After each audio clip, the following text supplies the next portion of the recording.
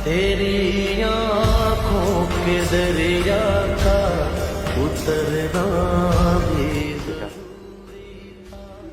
मेरी इज्जत अब तुम्हारे हाथ में।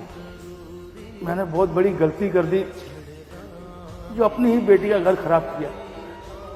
मुझे माफ कर दो बेटा, मेरी बेटी को रख लो। क्या हो पापा जी, आप तो बड़े तैश में लेके गए थे कि कभी भी इस दहलीज पे वापस नहीं आएंगे। हमारा घर कंजड़ खाना है, रहने का तरीका नहीं है, रखने का तरीका नहीं है।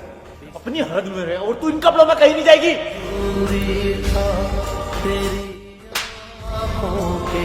तमीज से औकात में रह समझी। और दामाद जी, अपनी ना औकात और हद में रहो। मेरे सामने मेरी बेटी को थप्पड़ मार रहे हो। शायद तुम्हें पता नहीं मैं कौन और क्या चीज हूं, समझे तुम? कैसे ससुर हो यार? तुम्हारी बेटी मेरे साथ तुम्हारी आंखों के सामने से बदतमीजी कर रही है और तुम इसकी साइड ले रहे हो। क्या कर रहे हैं वो? तुम्हारी घटिया और छोटी सोच है जो कपड़ों तक रुकी हुई है। इवन तुम्हारी नहीं, तुम्हारे पूरे खानदान की घटिया सोच है। मेरे खानदान की सोच घटिया है, तुम्हारे खानदान की और तुम्हारे बाप की सोच घटिया है। आवाज नीचे रख के बात कर। मेरे पापा को कुछ बोलने की जरूरत नहीं है। जब से तेरे से शादी करी है ना, इस घर को नर्क बना लिया है। मेरी गलती थी तेरे से शादी करना। पर क्या लगा रखा है? मेरी बेटी को मैंने इसलिए नहीं भेजा, उसने नहीं भेजा। अरे तुम्हारी बेटी ने इस घर को घर नहीं, शमशान घाट बना रखा है। जीते जी मार रखा है हमें। मेरे माँ बाप इसके साथ रहने के लिए 1 मिनट के लिए तैयार नहीं है।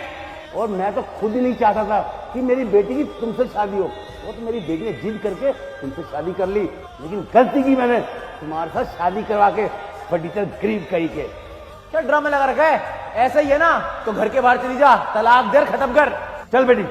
और हाँ, देख लूंगा तुम्हारे को कोर्ट में। जब कोर्ट के चक्कर लगवाऊंगा ना तो तुम्हारे तलवे घिस जाएंगे, समझे तुम? चला बेटी। ठीक है, देख लूंगा।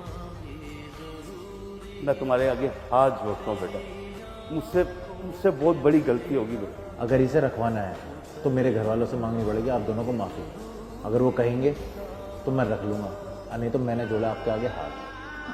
कभी तुम टेंशन मत लो। मैं मम्मी से माफी मांग लूंगी, पापा से माफी मांग लूंगी और वो मान जाएंगे। और मम्मी पापा बाहर गए हुए हैं, रात को 9 बजे के बाद आएंगे, तब आ जाना।